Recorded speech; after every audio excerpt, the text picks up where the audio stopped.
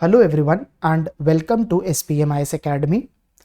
आप में से बहुत से लोग हमसे पूछ रहे थे कि सर जो मंडे को APSC का प्रीलिम्स हुआ है उसका क्या कट ऑफ रहा है।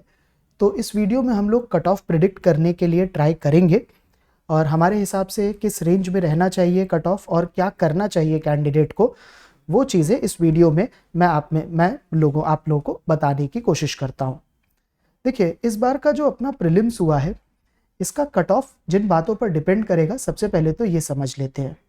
इस बार सीट्स पहले के कंपैरिजन में कम थी, इस बार कैंडिडेट्स भी पहले के कंपैरिजन में कम थे और पेपर टफ था। As compare to last year वो टफ था। हाउएवर एक्सपेक्टेड था पेपर का टफ होना, हम लोग एक्सपेक्ट कर रहे थे कि पेपर टफ हो सकता है। और आप में से जितने भी लोगों ने टेस्ट सीरीज दी है उन्होंने देखा ही था कि पेपर टफ ही बन रहे थे, इजी पेपर्स नहीं बनाए जा रहे थे। अब ये सारे फैक्टर्स को अभी अकाउंट करे बिना हम लोग ज़रा स्टैटिस्टिकल मेथड से एक बार मैं आपको बता देता हूँ कैसे कट ऑफ एस्टिमेट करा करते थे। 2021 का प्रीलिम्स जब हुआ था, 23 का जब प्रीलिम्स हुआ था, तो हम लोग आप लोगों से बोलते थे कि आप लोग अपने मार्क्स हमें बता दो, अनोनिमसली एक गूगल फॉर्म में आप लोग देते थे और उसको हम लोग हिस्टोग्राम एक बनाते थे, प्लॉट करते थे, जिसके बेसिस पर जो टॉप मोस्ट पॉइंट होता था जनरली इसके अराउंड कट ऑफ रहता था। 2021 में भी इस रेंज में दिख रहा था कट ऑफ और वही बाद में निकला। 23 में भी इसके टॉप में रह रहा था कट ऑफ और वही बाद में निकला कि यहाँ पर कट ऑफ ऐसा रह रहा था। और यही चीज़ हमने इस बार भी करने के लिए ट्राई करा। हमने इस बार भी आप लोगों से आपके मार्क्स पूछे, जिसके बेसिस पर 2024 में हमने कुछ आप इस टाइप का एक प्लॉट 2024 के प्रीलिम्स के मार्क्स का ऐसा एक प्लॉट हमने यहाँ पर भी बना दिया, हिस्टोग्राम यहाँ पर भी बना दिया।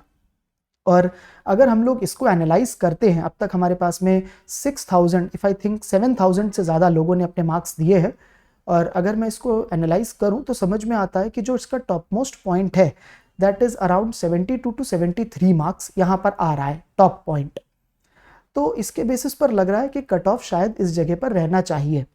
अगर मैं थोड़ा और प्रिसाइज होने की कोशिश करूं, थोड़ा और एक्यूरेटली बताने की कोशिश करूं, तो मैं इसी ग्राफ को कन्वर्ट कर सकता हूं ऐसे एक लाइन ग्राफ में और फिर इसके ऊपर एक बेल शेप्ड कर्व मैं अगर प्लॉट कर दूं तो समझ में आता है कि कट ऑफ अप्रॉक्सीमेटली 77 पर रहना चाहिए। अब देखिए, ये सब जो भी मैंने करा है ये एक सिंपल स्टैटिस्टिकल मेथड्स है, उनके बेसिस पर यहाँ पर प्रिडिक्ट करा जा रहा है। हाउएवर बिकॉज इस बार का पेपर टफ था और इस बार का पेपर टफ था, आई एम सॉरी, इस बार सीट्स बहुत कम थी। बिकॉज इस बार सीट्स कम थी, पेपर भी टफ था, कैंडिडेट्स भी कम थे, तो इन सब चीज़ों को अकाउंट करते हुए हमें लगता है कि शायद कट ऑफ 77 के अराउंड नहीं जाएगा, शायद ऐसा नहीं होगा। कट ऑफ थोड़ा हाइयर जा सकता है, इट कैन बी अराउंड 87 ऐसा जा सकता है। लेकिन एक बात मेरी समझिएगा कि इस पर कोई भी एक्यूरेटली कुछ भी नहीं बता सकता है और ये बड़ी डिफ़िकल्ट चीज़ होती है। मैंने 77 बोलूँ या मैं 87 बोलूँ, आप में से बहुत से लोग इस बात में खुश भी होंगे कि हाँ, जो वो सोच रहे थे वो सही होगा, और बहुत से लोग इस बारे में बहुत दुखी भी हो जाएंगे क्योंकि आपकी होप्स टूटेंगी। और सच मायने में आपकी होप्स टूटती हैं तो हमारी भी होप्स टूट रही हैं। हमें भी अच्छा नहीं लगता है जब आप में से कोई भी फेल होता है, और अच्छा तो नहीं लगता है, लेकिन है ये कंपटीशन ही, और कंपटीशन तो अपने हिसाब से ही चलेगा। सीट्स कितनी हैं, क्वेश्चंस कैसे थे, इन सब चीज़ों पे फ़र्क पड़ेगा ही पड़ेगा। इन सब बातों को अकाउंट में रखते हुए कट ऑफ जो बोल रहे हैं 87 के अराउंड शायद रहेगा।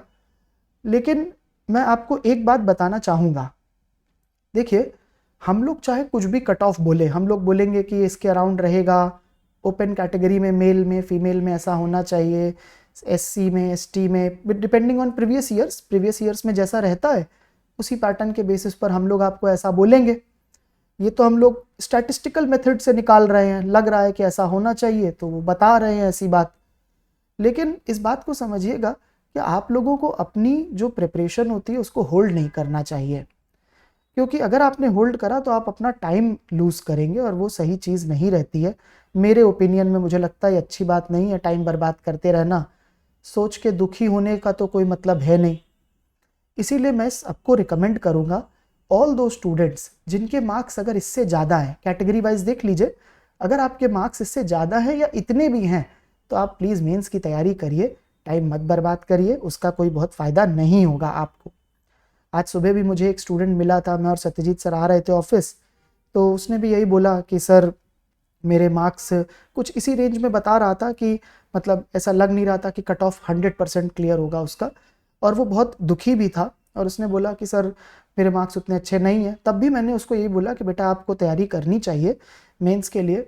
मैंने उसको सिंपल सी बात बस पूछी कि एक बात बताओ, प्रीलिम्स में अगर मैं पूछूं क्या आपने अपनी पूरी 100% तैयारी करी, अपनी जान लगाई क्या आपने प्रीलिम्स में? तो उसने बोला कि सर मैंने तो तैयारी करी, लेकिन हाँ अगर मुझे 10 दिन और मिल जाते, या कुछ ऐसा ही बोला, 10 दिन या 11 डेज और मिल जाते तो मैं और अच्छा करता सर मैं तो गारंटी के साथ 100 से ज़्यादा नंबर लाता। अब यही चीज़ अगर मैं आप में से किसी से भी पूछ लूँ, हर वो स्टूडेंट जिसका कट ऑफ गारंटी से वो बोल नहीं सकता कि मेरे तो क्लियर हो ही रहा है, मैं आप में से किसी से भी पूछूं, एवरीवन विल से कि अगर मुझे सर बस 5 डेज मिल जाए, 10 डेज मिल जाए तो मैं और अच्छा कर देता, मैं तो गारंटी के साथ प्रीलिम्स क्लियर करता। सो ये होता ही है, यही ह्यूमन टेंडेंसी है। हम लोगों को बाद में समझ में आता है कि टाइम वेस्ट हो गया।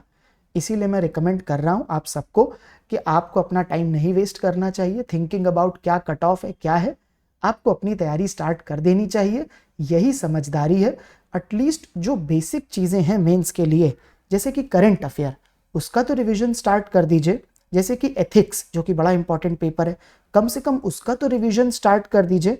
कुछ नहीं तो आंसर राइटिंग प्रैक्टिस तो कर लीजिए। हम लोग 27 से यूट्यूब पर सत्यजीत सर स्टार्ट करेंगे डेली आंसर राइटिंग प्रैक्टिस, कम से कम वो तो पार्ट स्टार्ट कर दीजिए, उतना तो कर लीजिए। जस्ट बैठ करके कट ऑफ के बारे में सोचने का कुछ फायदा नहीं है।